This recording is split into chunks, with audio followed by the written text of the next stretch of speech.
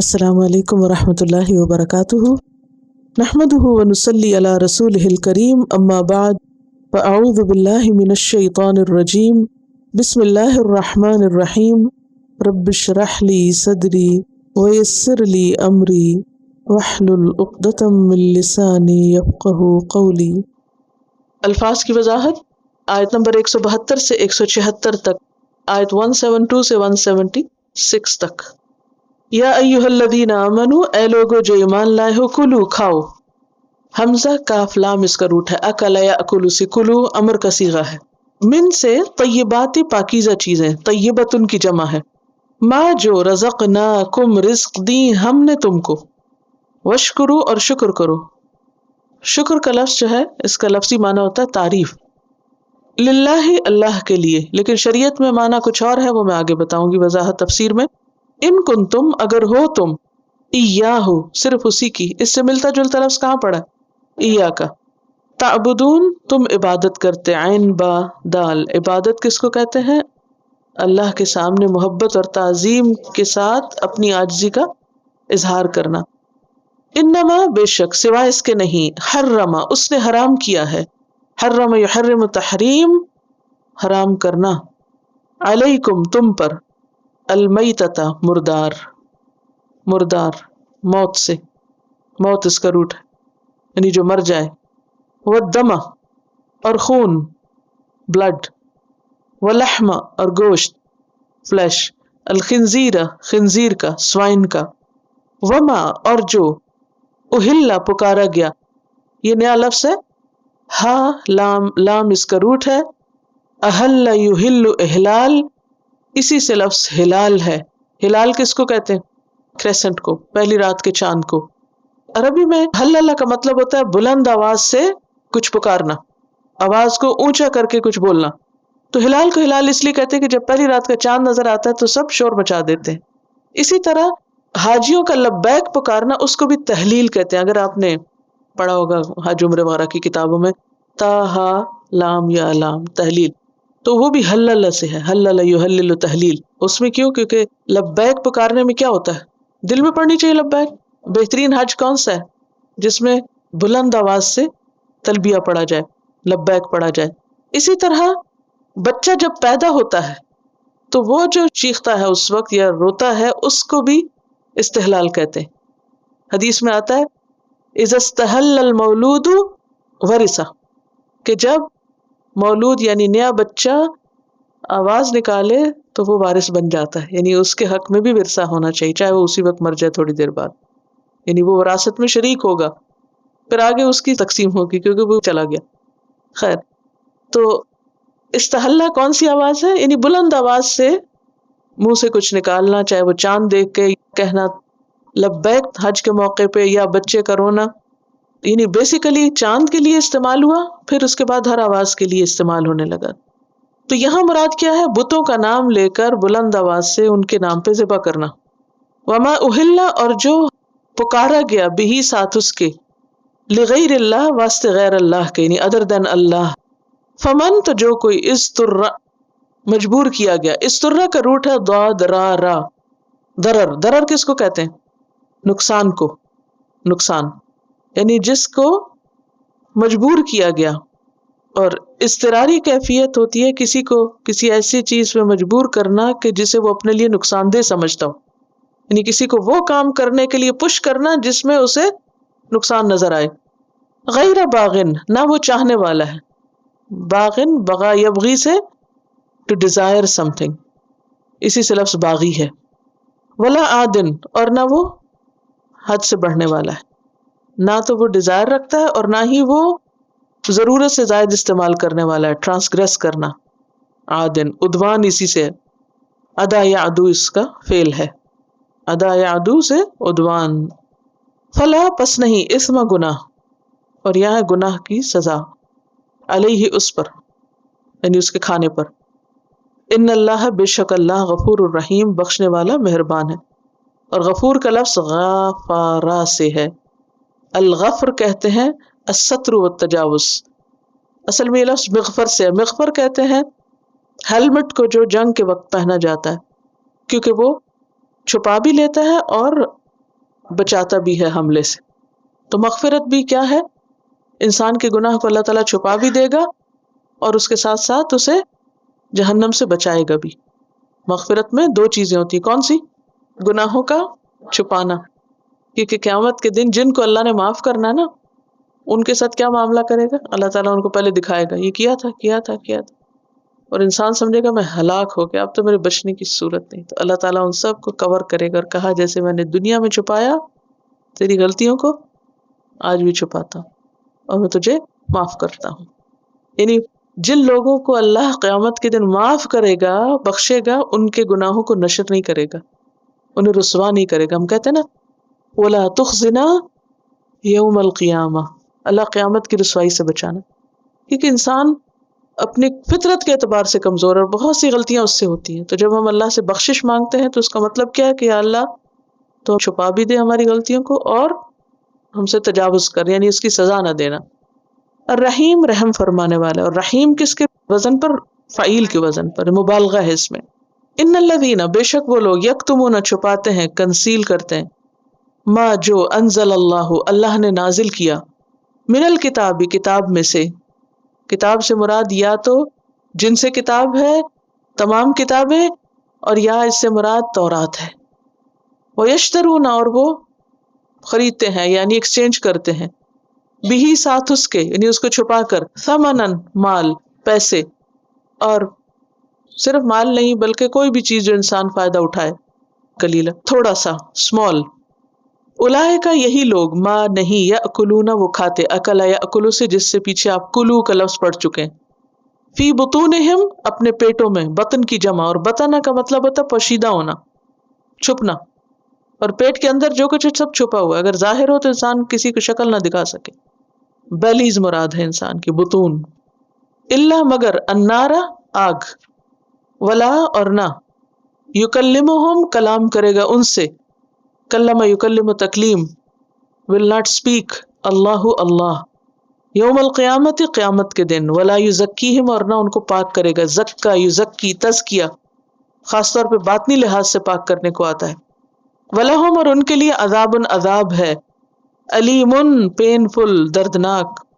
اولئک الذین، یہی وہ لوگ ہیں، کون؟ یہ جو حق چھپاتے ہیں، اشتروا الضلالۃ، جنہوں نے اختیار کی، جنہوں نے خرید لی گمراہی، یعنی دے پریفرڈ، ایکسچینج، الضلالۃ، گمراہی، ایرر، بالہدی، ہدایت کے بدلے، گائیڈنس کے بدلے، والعذاب، اور عذاب، بالمغفرت، مغفرت کے بدلے، فرگیونس کے بدلے، فما اصبر، یہ فعل تعجب ہے، کیا ہے؟ کتنا صبر ہے، ٹھیک ہے؟ تعجب کے نا دو صیغے، ایک ہے ما افعل اور ایک ہے افعل بھی، جس صورت الکہف میں آتا ہے نا، اسمع بھی و ابصر۔ اصبرہم علی النار، ان کا آگ پر کتنا صبر ہے، کیسے صابر ہیں یہ آگ پر کہ سب کچھ جانتے ہوئے بھی غلط کام کیے چلے جا رہے ہیں۔ ذالک، یہ بات، کون سی بات؟ یہ جو عذاب کا ذکر ہوا، یہ عذاب کیوں ہے ان پر؟ بأن اللہ، کیونکہ بے شک اللہ نے، نزل الکتاب، اتاری کتاب، بالحق، حق کے ساتھ۔ کون سی کتاب؟ پیچھے کس کا ذکر ہوا؟ یا تورات یا ساری کتابیں، جو کچھ اللہ نے اتارا حق کے ساتھ، اور حق کا کیا مطلب ہے؟ سچ، حقیقت کے مطابق۔ حق کیا ہوتا ہے؟ جو حقیقت کے مطابق ہوتا ہے، سچ ہوتا ہے، یعنی جو کچھ ان کتابوں میں بالکل سچ ہے، یعنی تحریف سے پہلے۔ وَإِنَّ الَّذِينَ، اور بے شک وہ لوگ، اختلفوا، جنہوں نے اختلاف کیا، دے ڈیفرڈ، فی الکتاب، کتاب میں، کتاب کے معاملے میں جنہوں نے آپس میں اختلاف کیا، لفی، البتہ میں، شقاق، شقاق، شق سے ہے، شق کس کو کہتے ہیں؟ شق القمر، پٹنے کو، شاق کا یشاق کو ہوتا ہے باہم مخالفت کرنا، ضد بازی، صحیح کے بجائے مخالف سمت اختیار کرنا، کسی کے اپوزیشن میں آ جانا، بعیدن، دور کی، ایکسٹریم یعنی لیول پر وہ اختلاف میں پڑ جاتے ہیں، ضد میں۔ تفسیر ہے، یا ایھا الذین آمنو، اے لوگو جو ایمان لائے ہو۔ کون ہیں وہ لوگ؟ کہاں رہتے ہیں؟ کن سے خطاب ہے؟ ہم سے خطاب ہے۔ یا ایھا الذین آمنو، اے لوگو جو ایمان لائے ہو۔ ایمان کے وصف سے یا ایمان کے ساتھ پکارا جا رہا ہے. انسان کے اندر بہت سی صفات ہوتی ہیں، انسان کی پہچان کی بہت سی چیزیں ہوتی ہیں، لیکن یہاں ایمان کے وصف سے خاص طور پر پکارا جا رہا ہے کہ اگر تم مومن ہو تو پھر جو کہا جا رہا ہے اس کی پابندی بھی کرو، اس پر عمل بھی کرو، اس کا تقاضا پورا کرو. یا ایھا الذین آمنو، ایمان ہم سے کیا تقاضا کرتا ہے کہ جو وہ کہتا ہے اس کو مان لیا جائے. اللہ کو ماننے کا مطلب کیا ہے کہ اللہ کی بات مانی جائے. اے لوگوں جو ایمان لائے ہو، اور جب ایسا خطاب ہوتا ہے تو وہ اہم ہوتا ہے، نام لے کے حکم دیا جا رہا ہے. کیا کرو؟ کلو، کھاؤ، کھانے کا حکم دیا جا رہا ہے. اس میں اللہ کی محبت اور رحمت کا اظہار بھی ہے، اور اس کے ساتھ ساتھ ہمارا فائدہ بھی، کہ انسان کی صحت کی حفاظت، اس کے جسم کی حفاظت. ہمارا دین ہمیں عقل کی حفاظت سکھاتا ہے، جسم کی حفاظت سکھاتا ہے، حسب نسب کی حفاظت سکھاتا ہے. لہذا دین میں جتنے بھی احکامات ہیں وہ ہمارے فائدے کے ہیں، کیونکہ اس میں ہماری پروٹیکشن ہے. اے لوگو جو ایمان لائے ہو، کلو، کھاؤ. کیا کھاؤ؟ من طیباتی، پاکیزہ چیزوں میں سے، عمدہ چیزوں میں سے. طیبتن طیب سے ہے، اور طیب سے مراد صاف ستھری اور لذیذ، اور وہ جو خبیث نہ ہو، کیونکہ ہر چیز اپنے اپوزٹ سے پہچانی جاتی، جو ناپاک نہ ہو. تو طیب کھاؤ جو دیکھنے میں بھی اچھا ہے، ٹیسٹ میں بھی اچھا ہے، صاف ستھرا ہے، اور جس میں کسی قسم کی ناپاک چیز کی آمیزش نہیں، خبیث نہیں. ایک تو اس کا معنی یہ ہے. دوسرا یہ کہ وہ حلال بھی ہو، کیونکہ یہاں حلال کا الگ سے ذکر نہیں ہے. جہاں تو حلال اور طیب ساتھ ساتھ ہے، وہاں طیب سے مراد صرف صاف ستھرا ہے، اور حلال سے مراد پھر حلال ہے. اور جہاں خالی طیبات آیا ہے وہاں صاف ستھرا بھی، لذیذ بھی، رنگ شکل ذائقہ اچھا، اور اس کے ساتھ ساتھ حلال بھی. کوئی چیز ذائقے میں کتنی بھی اچھی ہو لیکن اگر حلال نہیں تو وہ طیب نہیں. تو حلال دو طرح کا ہوتا ہے، حلال فی عینہ و کسبہ. حلال عین کیا ہے؟ کہ جیسے سیب ہے، حلال چیز ہے، صاف ستھرا، رنگ بھی اچھا، خوشبو، مزہ بھی اچھا ہے، زمین کی پیداوار ہے، حلال ہے.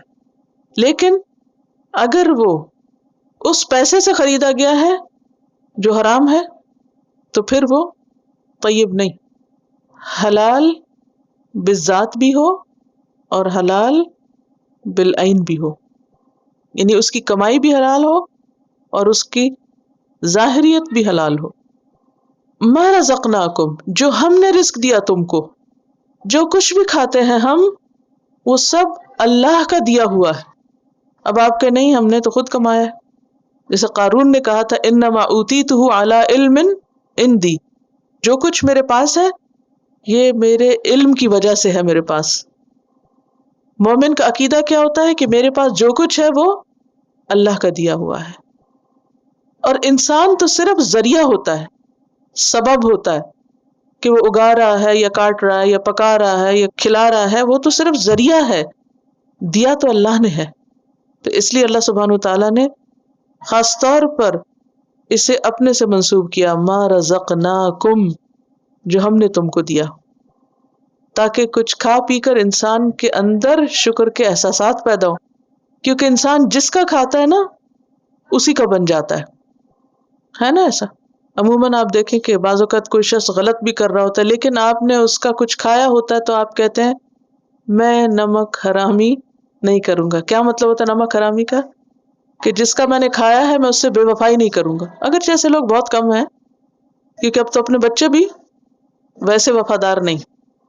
لیکن بہرحال انسان کے لیے لازم کیا ہے کہ اللہ کا دیا ہوا جب وہ کھائے تو پھر واشکروا للہ بھی کرے.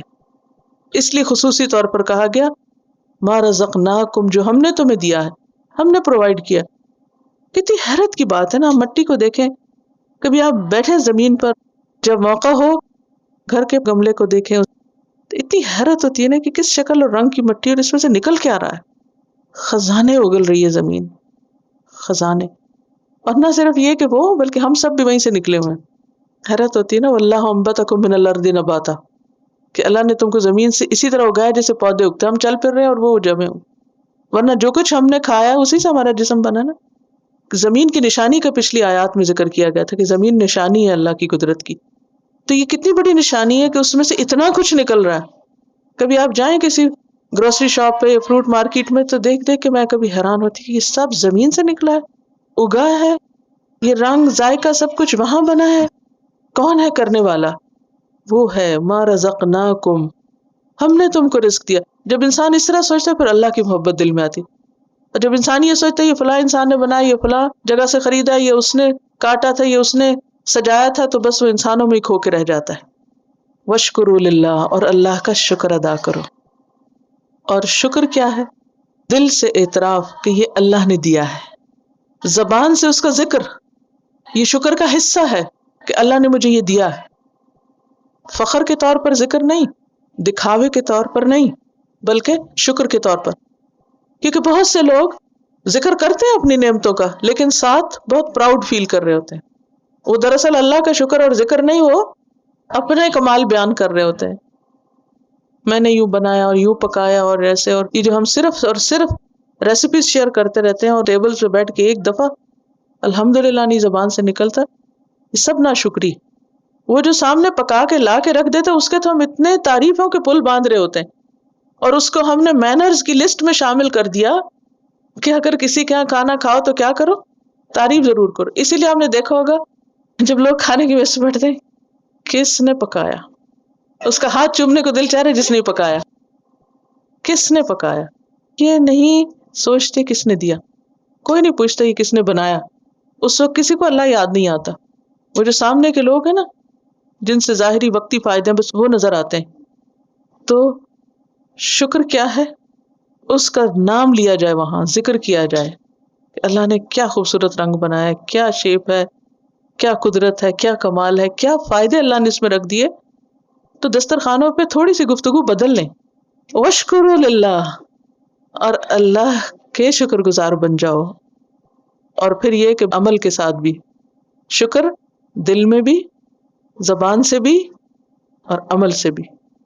زبان سے ذکر کے ساتھ اور عمل سے پھر وہ کرو جو کرنا چاہیے. یہ نہیں کہ کھا پی کے سو جاؤ اور نماز بھی نہ پڑھو، نہیں. جو کچھ اس کا استعمال کرو پھر واپس اس کی اطاعت پہ، اس کے دین کی خدمت پر لگاؤ بھی. اور وہ کیسا عمل کرو جو پھر اس کو خوش کر دے. اس نے تمہیں خوش کیا کھلا کے اور تم اسے خوش کر دو شکر ادا کر کے. ان کنتم ایاہ تعبدون، اگر ہو تم واقعی اسی کی عبادت کرنے والے، اسی کے بندے، اسی کی بندگی کرنے والے، یعنی اگر تم اللہ کی عبادت میں سچے ہو تو پھر کھا پی کر اس کا شکر ادا کرو اور اس کی ناشکری نہ کرو. اور شکر حقیقت میں عمل صالح کا ہی دوسرا نام ہے.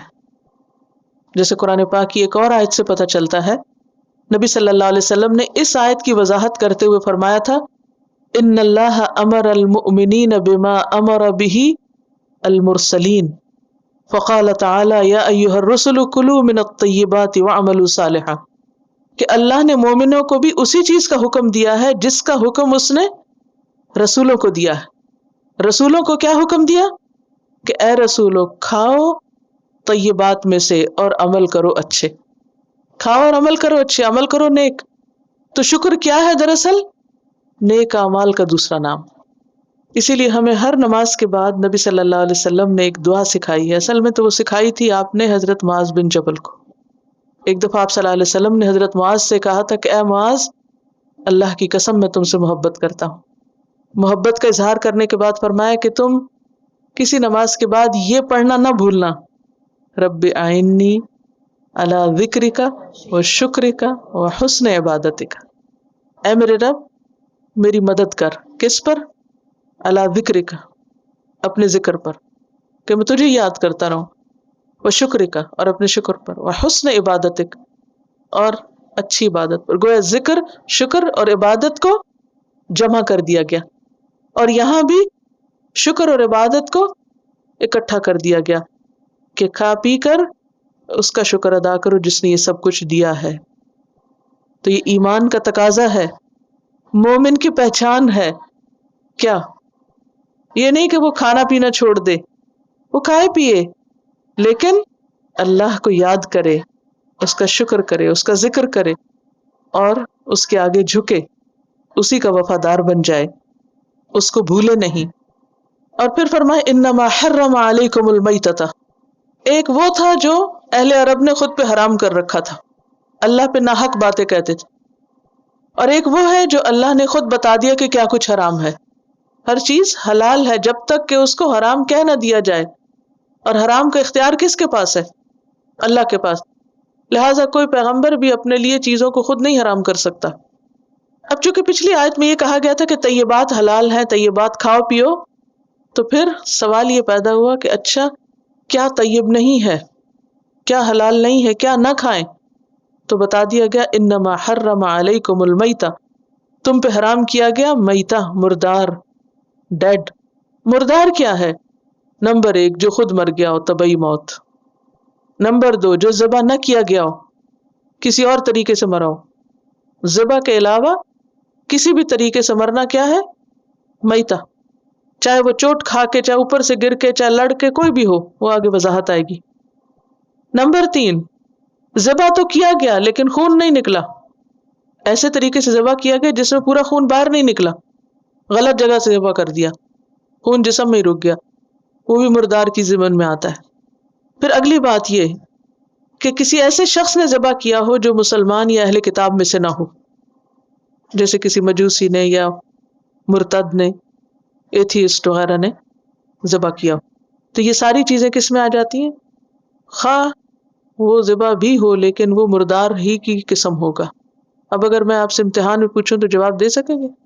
اس کا جواب آنا اس لیے بھی ضروری ہے کہ یہ ہماری روزمرہ زندگی سے متعلق چیزیں، جو خود مر گیا یا پھر ذبح نہ کیا گیا یا غیر اللہ کے نام پہ ذبح کیا گیا یا ذبح کیا گیا تو خون نہیں نکلا یا کسی غیر اہل کتاب میں سے کسی نے ذبح کیا، تو یہ سب کیا ہے؟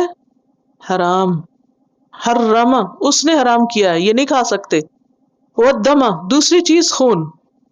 اچھا خون میں کیا حرام ہے؟ بہتا ہوا خون. جو جمع ہوا خون ہے وہ حرام نہیں، جیسے تلی اور کلیجی.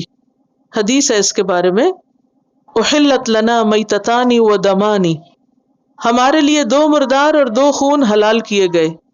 فاما المیتتان فالحوت والجراد، جہاں تک 2 مرداروں کا تعلق ہے تو وہ ٹڈی اور مچھلی ہے. سمندر کا جو کھانا ہے، مچھلی آپ نکالے تو مر جائے، اسے ذبح نہ بھی کرے تو حلال ہے. اور اسی طرح ٹڈی میں خون نہیں ہوتا اس لیے وہ مری ہوئی بھی ہو تو حلال ہے.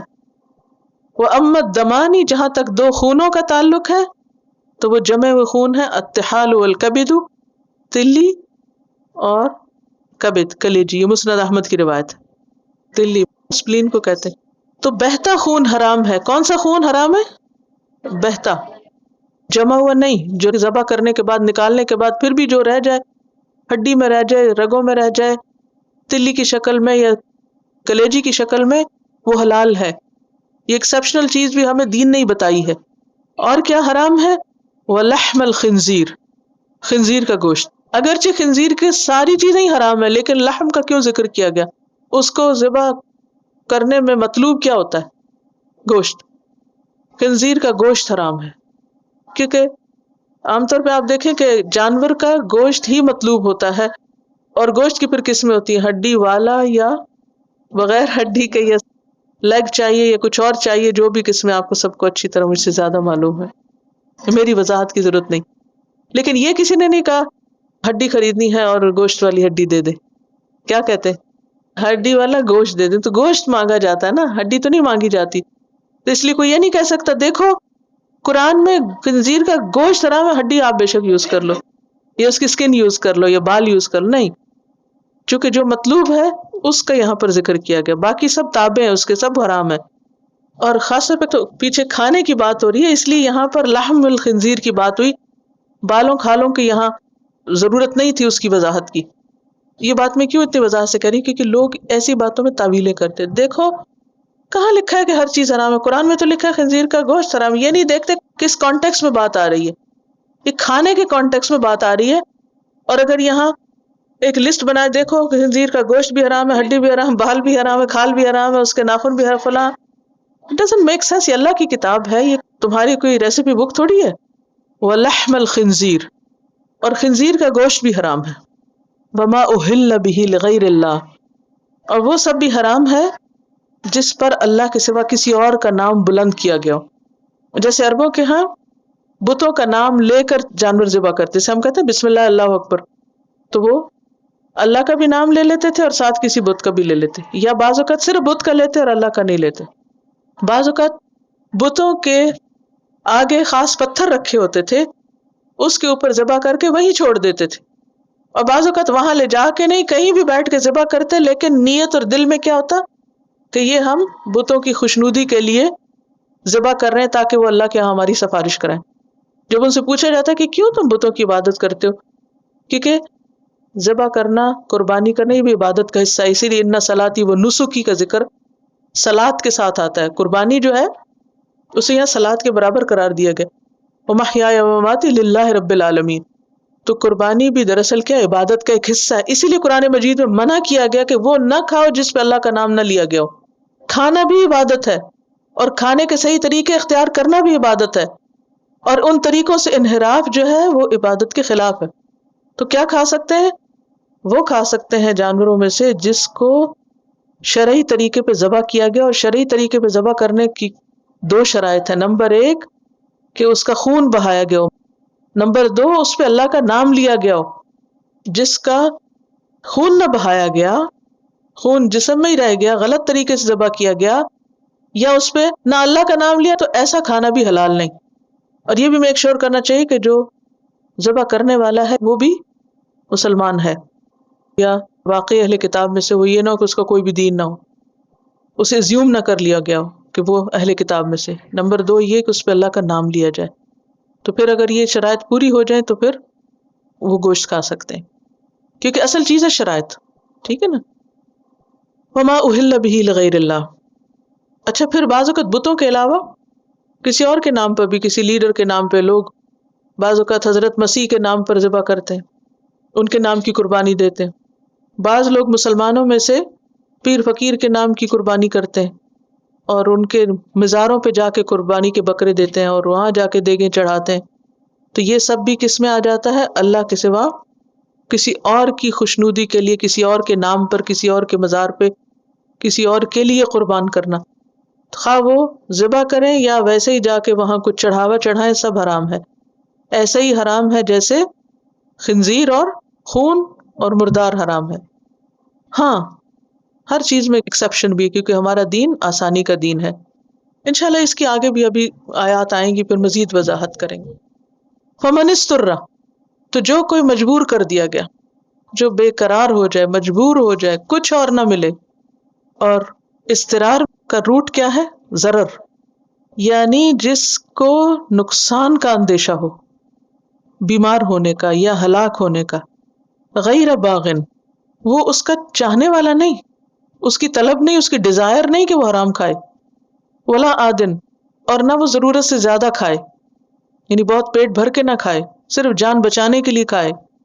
فلا اسم علیہ، تو اس پہ گناہ نہیں، یعنی اس کو کوئی سزا نہیں ملے گی. استراری کا مطلب سمجھتے؟ مجبور، یا تو ایسی جگہ پر ہے کہ جہاں حلال ہے ہی نہیں، یا کسی ایسے ہاسپٹل میں ہے جہاں کوئی مسلمان نہیں، کوئی حلال نہیں، اور اگر وہ نہیں کھاتا اس وقت تو اس کی جان جانے کا اندیشہ ہے. کسی ایسے ویرانے میں یا کسی بھی جگہ پر جہاں سب کچھ ختم ہو گیا، بعضوں کا دشمنوں کے گھیرے میں آ جاتا ہے انسان، کھانا پانی ختم ہو جاتا ہے، اور اس صورت میں صرف اس کے پاس حرام ہی اویلیبل ہے، تو جان بچانے کے لیے صرف تھوڑا بہت لے لینے میں گناہ نہیں. لیکن یہ کہ اس کے اندر شوق نہ ہو. باغی کا کیا مطلب ہے یہاں؟ اس کو ڈیزائر یا شوق نہیں، اور نہ ہی وہ ضرورت سے زیادہ استعمال کرنے والا ہے. عادن سے کیا مراد ہے؟ ضرورت سے زیادہ، کیونکہ قرآن پاک میں آتا ہے سورۃ المائدہ آیت 3 میں فَمَنِ اسْتُرَّ فِي مَخْمَصَةٍ غَيْرَ مُتَجَانِفٍ لِإِثْمٍ فَإِنَّ اللَّهَ غَفُورٌ رَحِيمٌ. جو مجبور کر دیا جائے بھوک میں، یعنی شدید بھوک ہو غیر متجانف للإثم، گناہ کا ارادہ نہ ہو، گناہ کی طرف مائل ہونے والا نہیں، فإن اللہ غفور رحیم، تو اس کے لیے اللہ غفور الرحیم ہے۔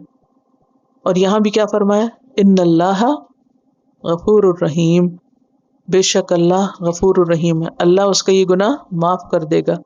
اور اللہ سبحانہ و تعالی نے یہ اجازت کیوں دی ہے؟ کیونکہ وہ رحیم ہے، وہ کیا نہیں چاہتا کہ بندہ اپنے آپ کو ہلاک کر ڈالے۔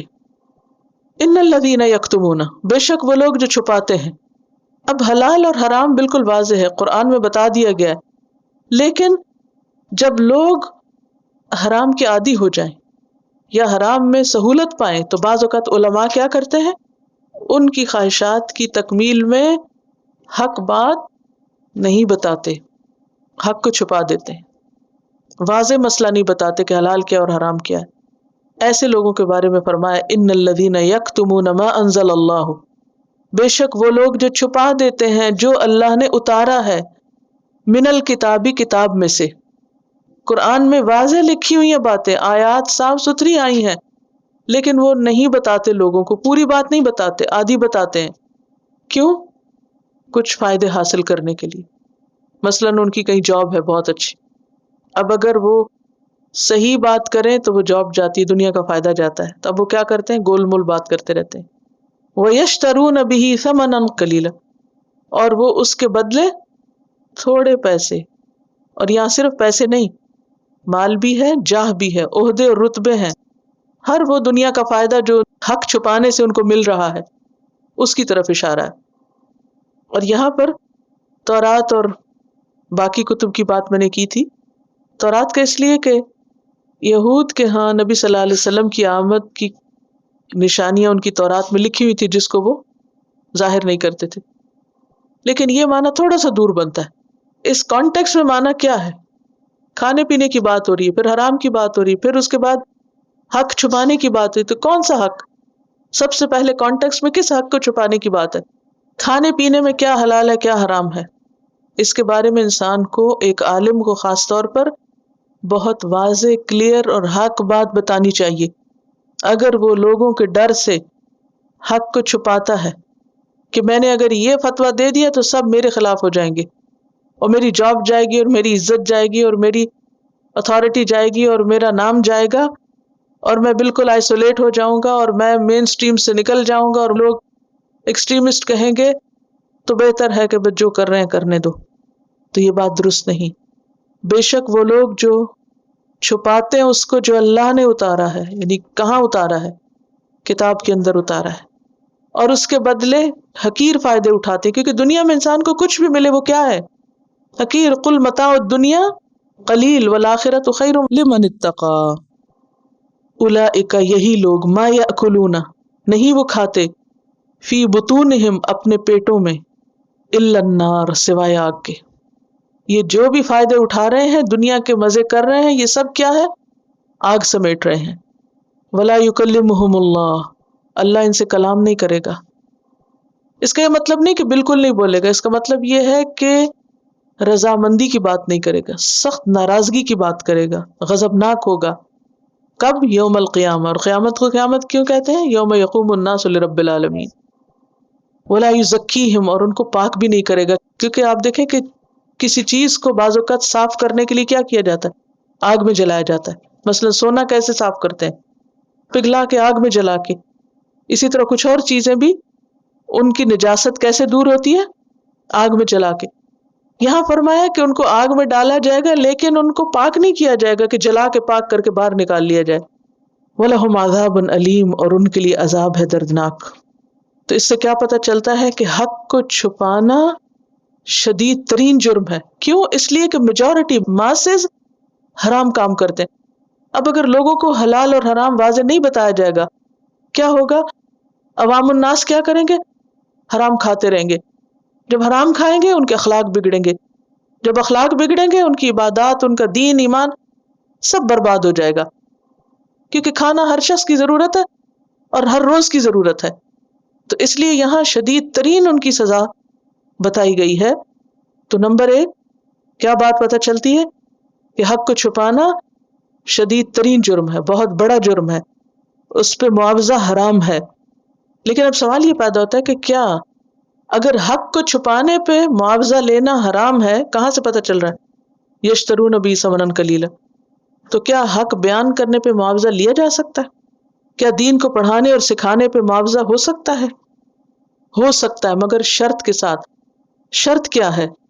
نمبر 1، معاوضہ طے نہ کیا جائے کہ تم اتنے پیسے دو گے تو میں تمہیں پڑھاؤں گا، معاوضہ طے نہ ہو، فکس کرنا حرام ہے۔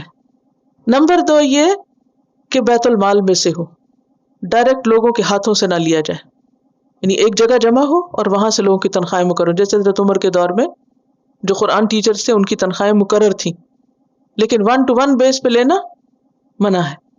اگر کوئی نہ لینا چاہے تو وہ افضل ترین چیز ہے۔ پھر دوسری بات یہ ہے کہ حق بات کو نشر کرنا چاہیے، اسے لوگوں کے لیے عام کرنا چاہیے، چھپانا نہیں چاہیے۔ چھپانے کی کیا وجہ ہوتی ہے؟ کیا نفسیات ہے؟ کیا سائیکالوجی ہوتی ہے چھپانے کے پیچھے؟ نمبر 1، انسان بخل کی وجہ سے چھپاتا ہے۔ بخل کیا ہوتا ہے؟ اسٹنجینس۔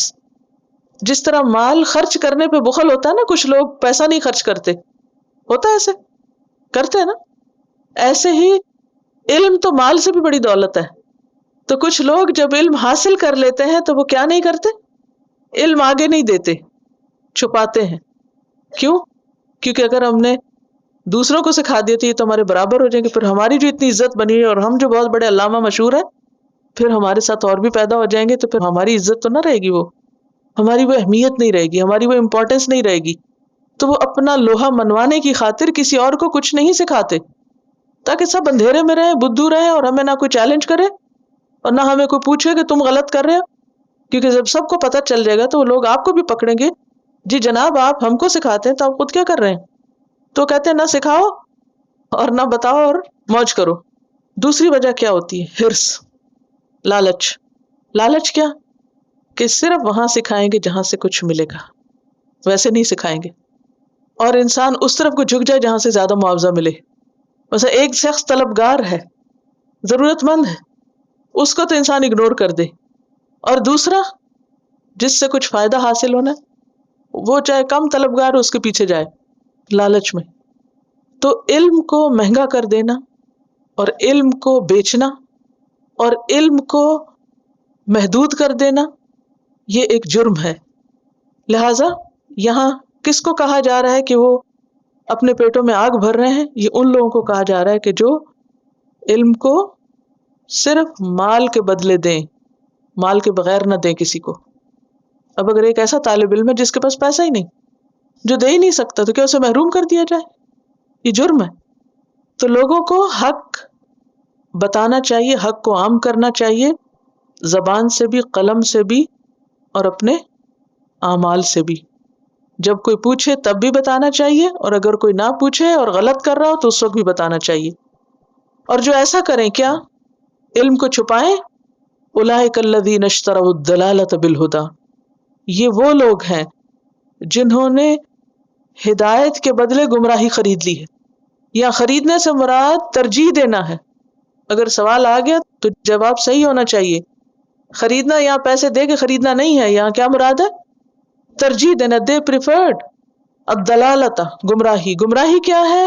علم کا چھپانا، بالہدیٰ بدلے ہدایت کے۔ ہدایت کیا ہے؟ علم کا بتانا، گائیڈ کرنا لوگوں کو۔ یعنی انہوں نے کیا پریفر کیا؟ علم چھپانے کو پریفر کیا بتانے کی بجائے۔ والعذاب بالمغفرہ، اور نتیجے میں عذاب خریدا کس کے بدلے؟ بخشش کے۔ کیونکہ علم کو بتانا، علم کا اظہار بخشش کا ذریعہ ہے۔ جیسے آپ جانتے ہیں نا، وہ حدیث میں نے سنائی تھی کہ جو شخص لوگوں کو خیر کی بات سکھاتا ہے، فرشتے اور تمام مخلوق حتیٰ کہ سمندر کی مچھلیاں اور چیونٹیاں تک اس کے لیے استغفار کرتی ہیں، دعا استغفار، بخشش کی دعا مانگتی۔ تو جو لوگ علم کو عام کریں ان کے لیے کیا ہے؟ بخشش ہے، اللہ کی طرف سے بھی، اور باقی مخلوق بھی ان کے لیے استغفار کرتی ہے۔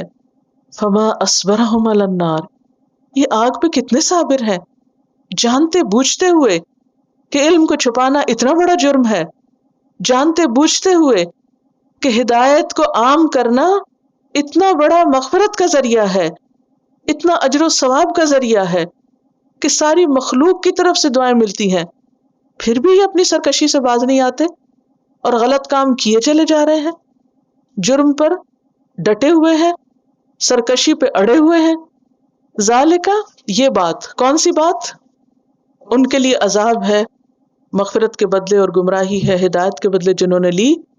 یہ اتنی بڑی سزا کیوں ہے؟ بِأَنَّ اللَّهَ نَزَّلَ الْكِتَابَ بِالْحَقِّ، کیونکہ اللہ نے کتاب کو حق کے ساتھ اتارا ہے۔ کتاب میں سب کچھ حق ہے، حقیقت ہے، سچ ہے، اور اگر لوگوں کو بتائیں گے نہیں تو لوگ کس سے محروم ہو جائیں گے؟ سچ سے، اللہ کی بات سے، حقیقت سے۔ جہالت میں زندگی گزاریں گے، غلط کام کریں گے اور غلط کام کر کے غلط انجام کو پہنچیں گے۔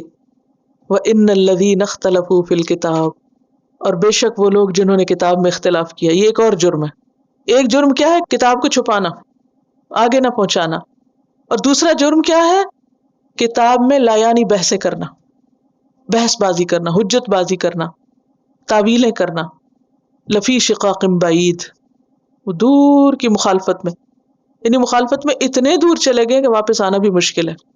اب وہ کمپرومائز نہیں کرتے، وہ اڑ گئے ہیں، ضد پہ ڈٹے ہوئے ہیں۔ یعنی ایک جرم کیا ہے؟ حق چھپانا، اور ایک اور جرم کیا ہے؟ جب حق سامنے آ جائے تو ماننے کی بجائے تعویلیں کرنا، آرگیو کرنا، حجتیں کرنا، اپنی غلطی کو نہ ماننا، اور پھر حق سے اختلاف کرنا۔ ایسے لوگ آپس میں بھی ایک دوسرے سے دور ہو جاتے ہیں اور اللہ کی رحمت سے بھی دور ہو جاتے ہیں۔